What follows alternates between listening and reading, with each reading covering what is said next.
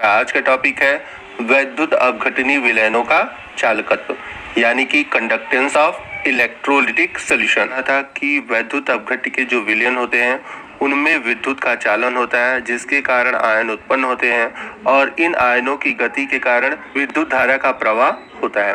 अब यही विद्युत अपघट्य के विलयन चालक होंगे और उनमें चालक के गुण अप्लाई होंगे और इन्हीं चालक के गुण यानी कि वैद्युत अपघटनी विलयनों के चालक के गुण समझने के लिए हम पढ़ेंगे वैद्युत अपघटनी विलयनों का चालकत्व। तो आइए वीडियो में सबसे पहले हम परिभाषित करते हैं चालकत्व को और देखें कि चालकत्व होता क्या है।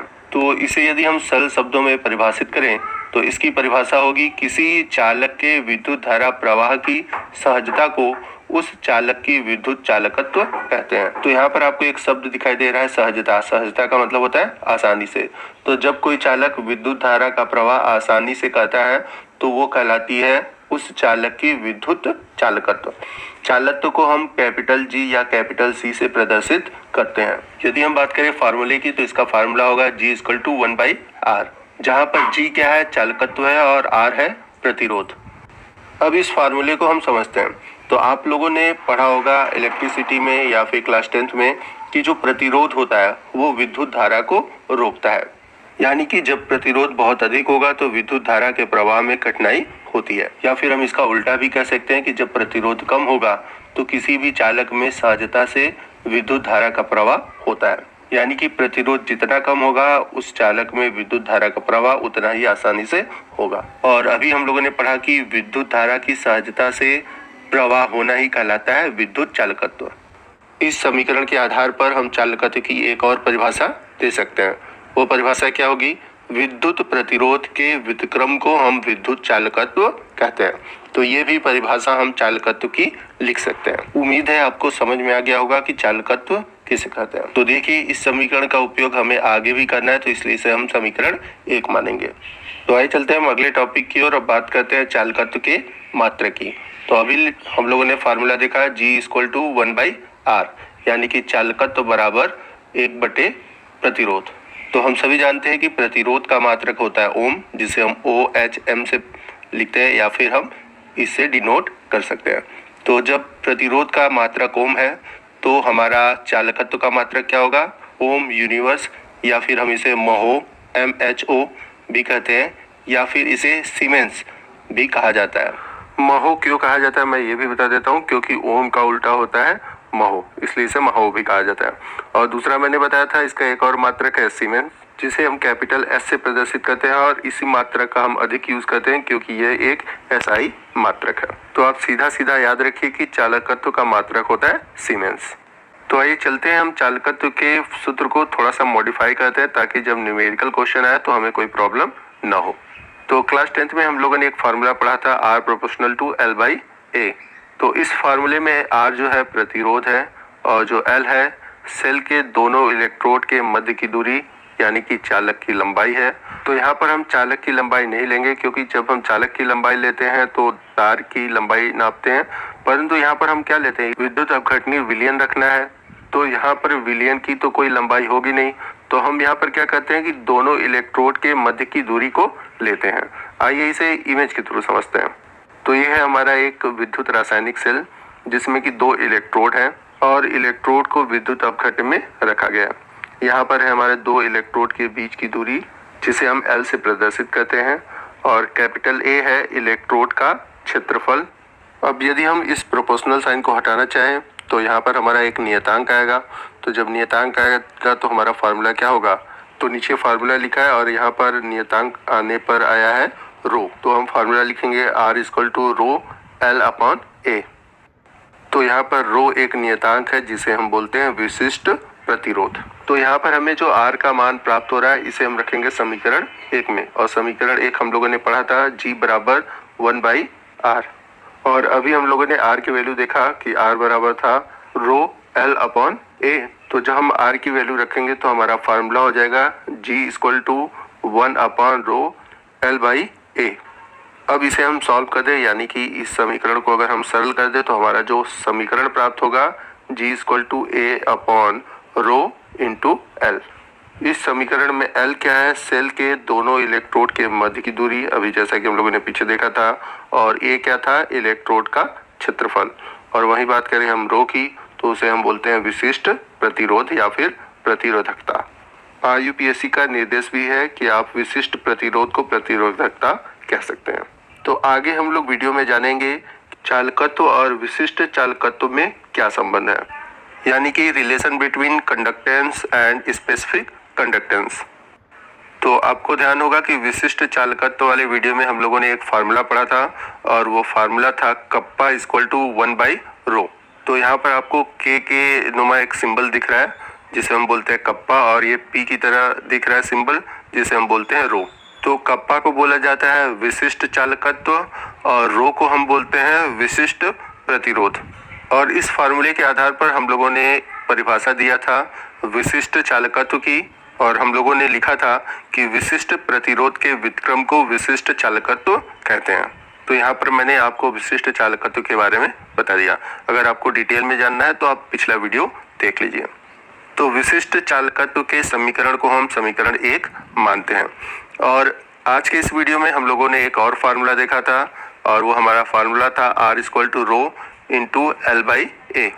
और हम लोगों ने इस फार्मूले में अभी पढ़ा है कि R जो है वो है प्रतिरोध, रो क्या है, विशिष्ट प्रतिरोध है, L क्या है, दो इलेक्ट्रोड के बीच की दूरी है, और कैपिटल A आपका क्या है, ये है इलेक्ट्रोड का क्षेत्रफल। अब इस फार्मूले में थोड़ा चेंज करके हम लोग क्या करें कि R को क्रॉस मल्टीप्लाई करके तथा L को क्रॉस मल्टीप्लाई करके नीचे ला दें, और हम इस फार्मूले को इस प्रकार भी लिख सकते हैं, यानी कि rho equal to R into A upon L। यहाँ से जो हमें रो का मान प्राप्त हुआ है इसे हम समीकरण 1 में रखेंगे। तो आइए रो की वैल्यू को हम समीकरण 1 में रखते हैं। तो जब समीकरण 1 में रखेंगे तो हमारा कुछ इस तरह से समीकरण 1 है, कप्पा इक्वल टू 1/ρ है। तो रो की वैल्यू अगर हम रखें तो हमारा समीकरण प्राप्त होगा kappa equal to 1/R into A upon L। तो यहाँ पर R into A upon L कहाँ से आया, ये आया था हमारा रो का वैल्यू। तो इस पे हम लोग रो का वैल्यू रख दिए। तो इस समीकरण को और जब हम सरल करेंगे तो हमारा आएगा kappa equal to L upon R into A। अब इस समीकरण में जो R और A है एक साथ है, इनको हम अलग अलग लिख लेंगे, यानी कि कप्पा बराबर 1 upon R into L upon A। हमने चालकत्व वाले वीडियो में पढ़ा था चालकत्व बराबर 1 प्रतिरोध, जिसमें कि G जो है वो है चालकत्व और R क्या है, प्रतिरोध है। तो इस समीकरण में हम चाहे तो 1/R की जगह G यानी कि चालकत्व को रख सकते हैं। तो जब हम G रखेंगे तो हमारा फार्मूला आ जाएगा kappa equal to G into L/A, यानी कि इस समीकरण में हमारा जो कप्पा है वो है विशिष्ट चालकत्व जिसे हम चालकता भी कहते हैं, कैपिटल G है चालकत्व, स्मॉल l है सेल के दोनों इलेक्ट्रोड के मध्य की दूरी, और कैपिटल A है इलेक्ट्रोड का क्षेत्रफल। तो यह समीकरण विशिष्ट चालकत्व और चालकत्व के बीच संबंध को प्रदर्शित करता है। तो इस फार्मूले को आप याद रखिएगा। उम्मीद है कि आपको समझ में आ गया होगा कि कैसे हम लोगों ने विशिष्ट चालकत्व और चालकत्व के बीच संबंध स्थापित किया। अब इस समीकरण में कुछ हम कंडीशन लगाकर देखते हैं। यदि इस समीकरण में हम L का मान 1 सेंटीमीटर और A का मान 1 सेंटीमीटर स्क्वायर रखें, अर्थात हम दो इलेक्ट्रोड की बीच की दूरी को 1 सेंटीमीटर लेंगे और इलेक्ट्रोड का जो क्षेत्रफल लेंगे वो लेंगे 1 सेंटीमीटर स्क्वायर। तो यदि हम L की वैल्यू 1 ले और A की वैल्यू 1 ले तो दोनों को अगर हम 1/1 करें तो कट जाएगा। तो इस प्रकार हमारा कप्पा इक्वल टू हो जाएगा G, यानी कि जब L का मान 1 सेंटीमीटर और A का मान 1 सेंटीमीटर स्क्वायर होता है तो विशिष्ट चालकत्व का मान चालकत्व के बराबर हो जाता है। अब यहाँ पर हम एक कॉन्सेप्ट डिराइव करेंगे, तो आप ध्यान दीजिएगा, हर टॉपिक को अच्छे से समझिएगा। तो यहाँ पर हमने देखा कि जो कप्पा है ये है विशिष्ट चालकत्व जिसे हम चालकता बोलते हैं, और कैपिटल G है चालकत्व। तो देखिए अभी हम लोगों ने इस सूत्र में पढ़ा कि L का मान 1 सेंटीमीटर और A का मान 1 सेंटीमीटर स्क्वायर रखते हैं। तो इस वैल्यू को हम लोगों ने रखा। आइए अब हम इसको सेल के द्वारा समझते हैं। तो हम एक सेल बनाते हैं। तो यहाँ पर हमने एक सेल लिया, यहाँ पर दो इलेक्ट्रोड हैं। तो आप देख सकते हैं कि ये जो इलेक्ट्रोड हैं इनके बीच की जो दूरी है वो है 1 सेंटीमीटर और इनका जो एरिया है यानी कि जो क्षेत्रफल है वो है 1 सेंटीमीटर स्क्वायर। चूंकि यहाँ पर एरिया की बात की गई है तो इनकी लंबाई भी 1 सेंटीमीटर है और इसकी चौड़ाई भी 1 सेंटीमीटर है, तो इसलिए इलेक्ट्रोड का जो क्षेत्रफल हो जाएगा वो हो जाएगा 1 सेंटीमीटर स्क्वायर।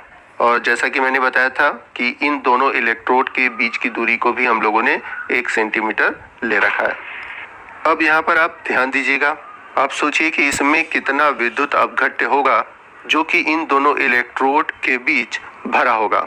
तो देखिए यहाँ पर जो भी विलयन भरा होगा उसकी लंबाई होगी 1 सेंटीमीटर और उसकी जो चौड़ाई होगी वो भी होगी 1 सेंटीमीटर, क्योंकि यहाँ पर आप देख सकते हैं कि यहाँ पर एक क्यूब नुमा स्ट्रक्चर बन रहा है, तो यहाँ पर लंबाई, चौड़ाई और ऊंचाई सभी 1 सेंटीमीटर होगी।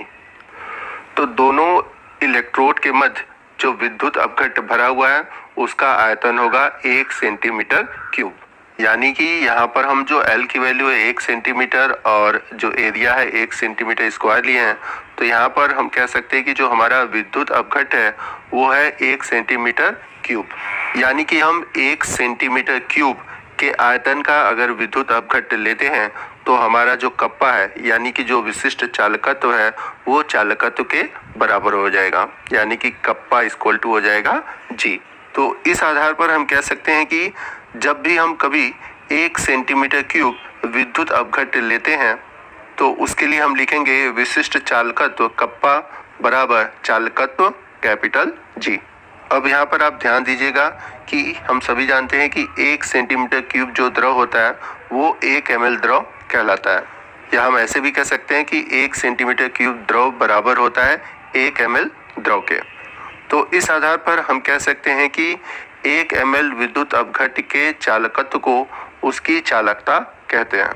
तो आप देख सकते हैं कि 1 ml विद्युत अपघट्य के चालकत्व को हम उसकी विशिष्ट चालकत्व कहते हैं और हम सभी जानते हैं कि विशिष्ट चालकत्व को ही हम चालकता कहते हैं। तो यहाँ पर जो चालकता है इसका मतलब है विशिष्ट चालकत्व। तो इस आधार पर हमने लिखा है कि 1 ml विद्युत अपघट्य विलयन के चालकत्व को उसकी चालकता कहते हैं। तो दोस्तों ये थी आज की वीडियो।